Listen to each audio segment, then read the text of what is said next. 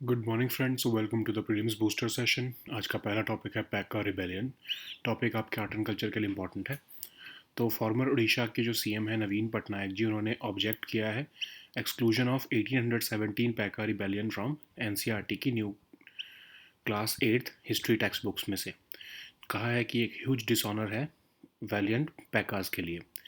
तो पैका रिबेलियन है क्या? तो 19th सेंचुरी रूरल इंडिया जो है वाइड स्प्रेड डिसकंटेंट फेस कर रहा था, जिसमें कि कई बार आर्म्ड रेजिस्टेंस हुआ against the policies of British east India company.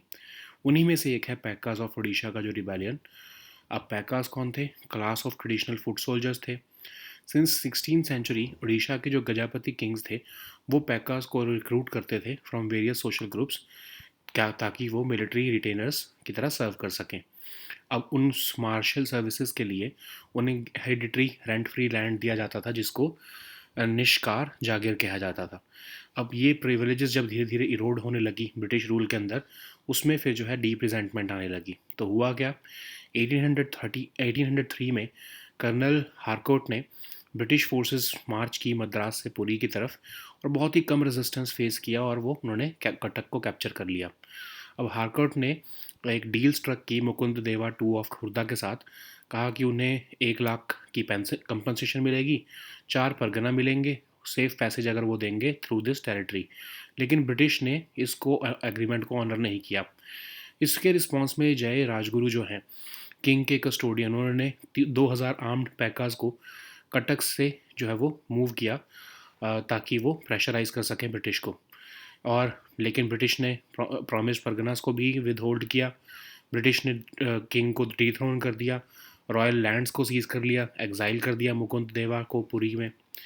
अब जो फॉल ऑफ नेटिव रूल था उड़ीसा में, उसकी वजह से शार्प डिक्लाइन होने लगा स्टेटस और लाइवलीहुड ऑफ पैकाज में। अब उनकी रॉयल पैट्रोनेज जो है वो स्ट्रिप ऑफ होने लगी, hereditary land free rent free land उनसे छीना गया, वो भी उनको फिर बर्डन कर दिया गया ब्रिटिश ईस्ट इंडिया कंपनी की न्यू लैंड रेवेन्यू पॉलिसीज़ द्वारा। फिर रुपी बेस्ड टैक्सेशन सिस्टम भी इंट्रोड्यूस कर दिया गया इकोनॉमिक प्रेशर बढ़ाने के लिए। ब्रिटिश ने कंट्रोल भी अपना टाइटन कर लिया ओवर सॉल्ट ट्रेड।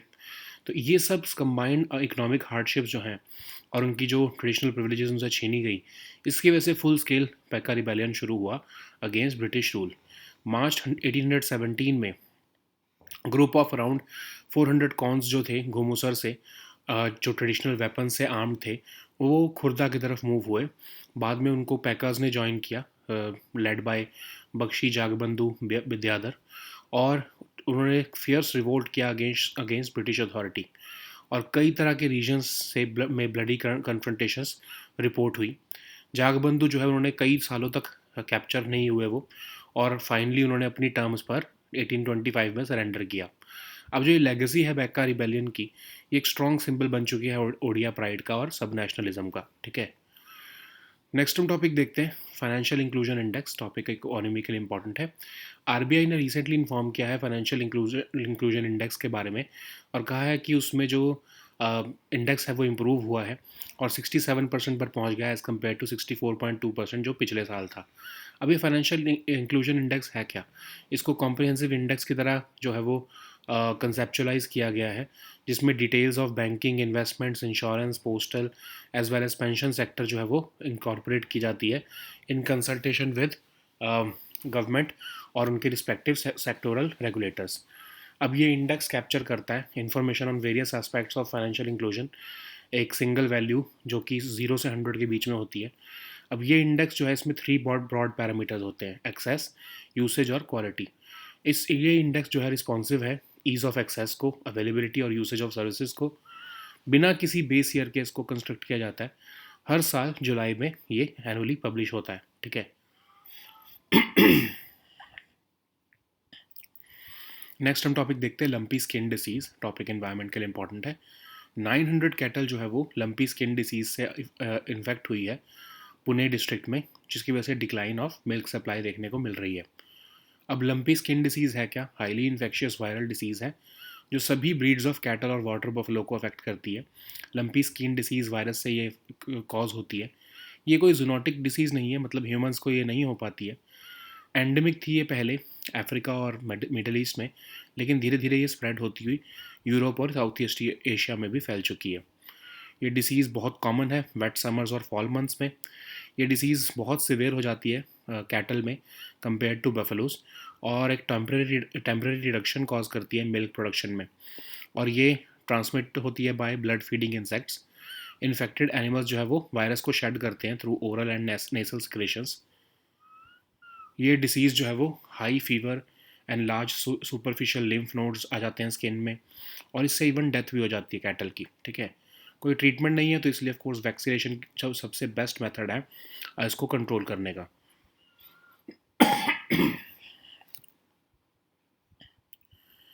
नेक्स्ट हम टॉपिक देखते हैं MiG-21। ये टॉपिक आपके सिक्योरिटी के लिए इंपॉर्टेंट है। तो इंडियन एयरफोर्स जो है वो Russian made MiG-21 Bison fighter jets को बाय सितंबर रिटायर कर देगी। तो MiG-21 क्या है? Supersonic jet fighter aircraft. India के HAL ने इसको 657 MiG-21 बनाए थे under a licence from Russia, और ये second most produce jet aircraft in the world है। लगभग सभी वॉर्स और कॉन्फ्लिक्ट जो इंडिया ने फेस किए हैं सिंस 1963 उन सब में इसने पार्टिसिपेट किया है। इवन ऑपरेशन सिंदूर में भी पार्टिसिपेट किया है। ठीक है, नेक्स्ट हम टॉपिक देखते हैं UK India young professional schemes. ये टॉपिक इंटरनेशनल रिलेशंस के लिए इंपॉर्टेंट है। यूके ने रिसेंटली अपना 2025 का वीज़ा बैलेट ओपन किया है इंडिया यंग प्रोफेशनल स्कीम के लिए। तो ये as part of India UK migration and mobility MOU जो मई 2021 में साइन हुआ था, उसमें कंसीव किया गया, और इसको फॉर्मली लॉन्च किया गया फरवरी 2023 में। ये अलाउ करता है इंडियन सिटीजन्स जो कि 18 से 30 साल की एज के बीच में है कि वो लिव और वर्क कर सकते हैं यूके में फॉर अप टू 2 ईयर्स। और ये इनेबल करेगा कैंडिडेट्स को कि वो यूके में एंटर करें किसी भी टाइम पर जब तक उनका वीज़ा वैलिड है, और वो लीव और रिटर्न कर सकें किसी भी टाइम पर ड्यूरिंग देयर स्टे। एलिजिबिलिटी क्या है इसको वीज़ा को लेने की? एक बैचलर्स डिग्री या अबव होनी चाहिए, 2530 पाउंड होने चाहिए सेविंग्स में, कोई चिल्ड्रन नहीं होने चाहिए, और कोई जो पर्सन है वो India young professional scheme ballot में सिलेक्ट होना चाहिए। वो फिर यूके में विद इन 6 मंथ्स जो है एंटर करना चाहिए जब उनको वीज़ा इशू किया गया है। तो स्टडी जो है वो कर सकते हैं कई सर्टेन डिग्री प्रोग्राम्स के लिए। लगभग मोस्ट ऑफ द जॉब्स में वो काम कर सकते हैं। इवन सेल्फ एम्प्लॉयड भी हो सकते हैं, सेटअप कर सकते हैं कंपनी भी। वीज़ा एक्सटेंड नहीं होगा, फैमिली मेम्बर्स नहीं इसमें आ सकते, और स्पोर्ट्स कैटेगरी जो है वो नहीं परमिटेड होगी इसमें। नेक्स्ट हम टॉपिक देखते हैं central board of direct taxes. ये टॉपिक आपके गवर्नेंस के लिए इंपॉर्टेंट है। तो CBDT जो है वो क्रैकडाउन करना चाहता है टैक्स इवेजन पर यूजिंग डेटा एनालिटिक्स और आर्टिफिशियल इंटेलिजेंस। CBDT है क्या? Statutory authority, central board of revenue act के अंदर बनाया गया इसको 1963 के। डिपार्टमेंट ऑफ रेवेन्यू का पार्ट है ये, मिनिस्ट्री ऑफ फाइनेंस। ये फंक्शन करता है फॉर्मुलेशन ऑफ पॉलिसीज़ के लिए। कोई भी मैटर्स जो उसमें कि लिवाई या कलेक्शन ऑफ डायरेक्ट टैक्सेस होते हैं, या लेजिस्लेटिव चेंजेस प्रपोज करता है डायरेक्ट टैक्स इनैक्टमेंट्स में। 1924 में एक बोर्ड ऑफ रेवेन्यू भी सेटअप किया गया to make tax collection more efficient in British India. Initially board जो था वो इंचार्ज था of both direct and indirect taxes. Board जो था वो उसको फिर स्प्लिट किया गया दो में अलग अलग, डायरेक्ट टैक्सेस के लिए अलग और इनडायरेक्ट टैक्सेस के लिए अलग 1964 में। CBDT जो है वो एक चेयरपर्सन द्वारा हेडेड होते हैं जिसमें 6 मेंबर्स होते हैं। चेयरपर्सन और मेंबर्स जो हैं CBDT के वो IRS से ही लिए जाते हैं।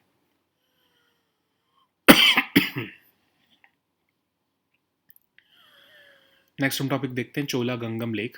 ये टॉपिक आपके आर्ट एंड कल्चर के लिए इंपॉर्टेंट है।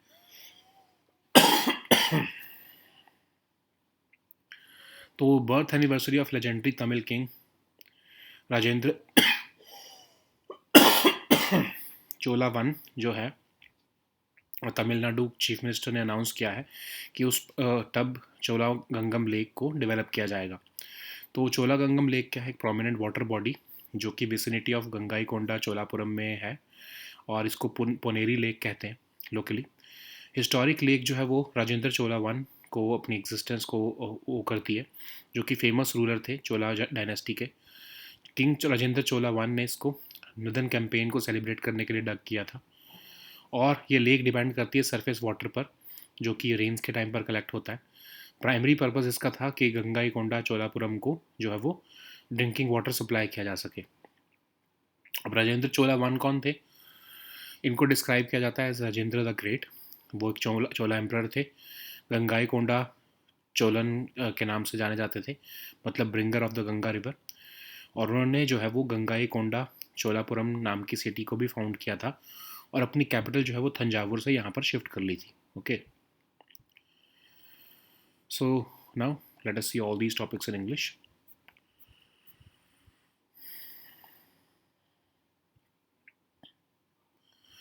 So the first topic is Pekka Rebellion. This topic is important for your art and culture section.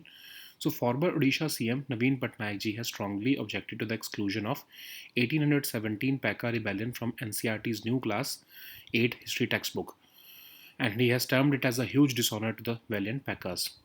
So in 19th century rural India, widespread discontent was there, and it often erupted into armed resistance against the policies of British East India Company.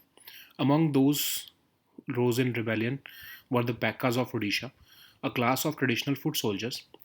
Since 16th century, Odisha's Gajapati kings had recruited Pakkas from various social groups to serve as military retainers. In return for their martial services, they were granted hereditary rent-free lands known as Nishkar Jagirs. The erosion of their privileges under British rule sowed deep resentment, setting the stage for uprisings like the Pakka Rebellion of 1817. In 1803, Colonel Harcourt's British forces marched from Madras to Puri with little resistance and moved on to capture Cuttack. And Harcourt struck a deal with Mukund Deva II of Khurda, promising him compensation of 1 lakh rupees and 4 parganas in exchange for safe passage through this territory. However, the British failed to fully honor the agreement. In response, Jai Rajaguru, the custodian of the king, led 2,000 armed Pakkas to Cuttack to pressurize the British. But the British withheld even the promised parganas. British then dethroned the king, destroyed the Baruni fort, seized royal lands, and exiled Mukund Deva II to Puri. So, the fall of native rule in Odisha led to a sharp decline in the status and livelihood of the Pakkas. They were stripped of their royal patronage and the hereditary rent-free land. They were further burdened by the British East India Company's new land revenue policies. Additionally, there was a switch to a rupee-based taxation system, which increased economic pressure on them. British also tightened control over salt trade. These combined economic hardships and the loss of traditional privileges ultimately sparked a full-scale rebellion against British rule. In March 1817, a group of around 400 Kons from Gomosur, armed with traditional weapons, marched towards Khurda. They were soon joined by the Pakkas, led by Bakshi Jagabandhu Vidyadhar. Together, they launched a fierce revolt against British authority. These uprisings, this uprising spread across several regions with bloody confrontations, but the British eventually suppressed the rebellion. Jagabandhu evaded capture for years, hiding in the forest, and he finally surrendered in 1825 under negotiated terms. So the legacy of Pakka rebellion has become a strong symbol of Odia pride and subnationalism. So the next topic is financial inclusion index. This topic is important for your economy section. So RBI has informed that financial inclusion index has improved, and it now stands at 67% as compared to 64.2% for financial year 2024. So financial inclusion index has been conceptualized as a comprehensive index incorporating details of banking, investments, insurance, postal, as well as the pension sector. This index captures information on various aspects of financial inclusion in a single value ranging between 0 to 100. And this financial inclusion index comprises of three broad parameters: access, usage, and quality. This index is responsive to ease of access, availability, and usage of services. This financial inclusion index has been constructed without any base year, and this will be published annually in July every year.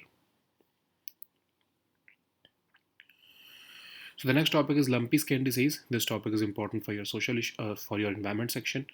About 900 cattle have been infected by lumpy skin disease in Pune district, and therefore this district is staring at a potential decline in milk supply. So lumpy skin disease is a highly infectious viral disease which affects all breeds of cattle and water buffalo. So it is caused by the lumpy skin disease virus. It is not zoonotic, so humans cannot get this infected by this virus.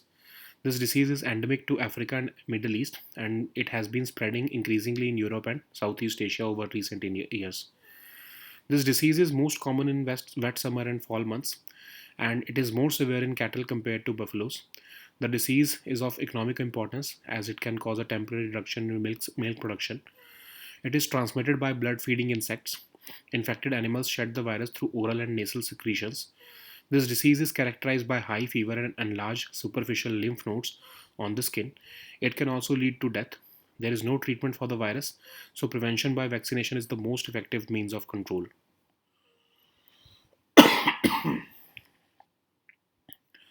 So the next topic is MiG-21. This topic is important for your security section. So Indian Air Force is set to retire Russian-made MiG-21 Bison fighter jets by September. So MiG-21 is a supersonic jet fighter aircraft. It has been built by Hindustan Aeronautics Limited under a license which was granted by Russia. It is the second most produced jet fighter aircraft in the world.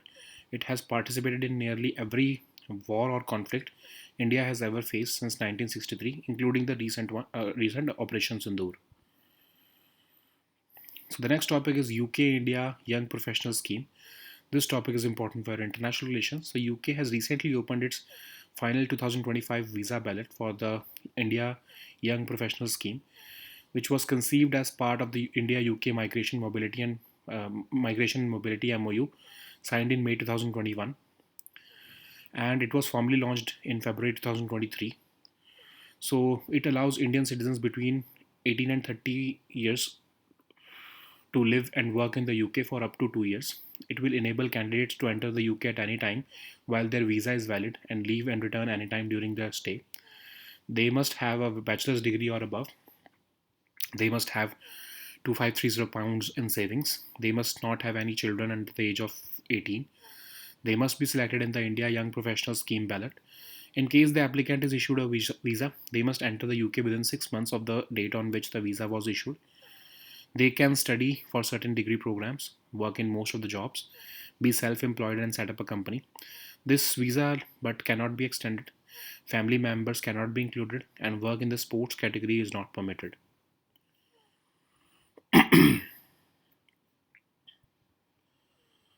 So the next topic is Central Board of Direct Taxes. This topic is important for your governance section. So Central Board of Direct Taxes is aiming to step up its crackdown on evasion of taxes through the use of data analytics and artificial intelligence. So CBDT is a statutory authority constituted by Central Board of Revenue Act 1963. It is part of the Department of Revenue and Ministry of Finance. Its functions include formulation of policies dealing with matters relating to levy and collection of direct taxes. It also proposes legislative changes in direct tax enactments. In 1924, a board of revenue was set up to make tax collection more efficient in British India. Initially, the board was in charge of both direct and indirect taxes, but the board was split into two in 1964. So, CBDT is headed by a chairperson and it comprises of 6 members, and chairman and members of the CBDT are selected from the IRS. Okay. So the next topic is Chola Gangam Lake. This topic is important for your art and culture section. So in view of the birth anniversary of the legendary Tamil king Rajendra Chola I, Tamil Nadu CM has announced that the Chola Gangam Lake would be developed. So Chola Gangam Lake is a prominent water body situated within the vicinity of Gangaikonda Cholapuram in the Ariyalur district of Tamil Nadu. It is locally known as Poneri Lake. So this historic lake owes its existence to Rajendra Chola I, a famous ruler of the Chola dynasty. It was dug by King Rajendra Chola I to celebrate his northern campaign, according to Tiruvalangadua copper plates. So this lake depends on surface water collected during the rains, and its primary purpose is to supply drinking water to Gangaikonda Cholapuram. So who was Rajendra Chola I? He is often described as Rajendra the Great. He was a Chola emperor who ruled between 1014 and 1044 CE. So he was also known as Gangaikonda Cholan, meaning the bringer of the Ganga river. He also founded the city of Gangaikonda Cholapuram and shifted his capital there from Thanjavur. Okay. So these were our topics for today. We'll meet next time with new topics. Until then, goodbye and take care.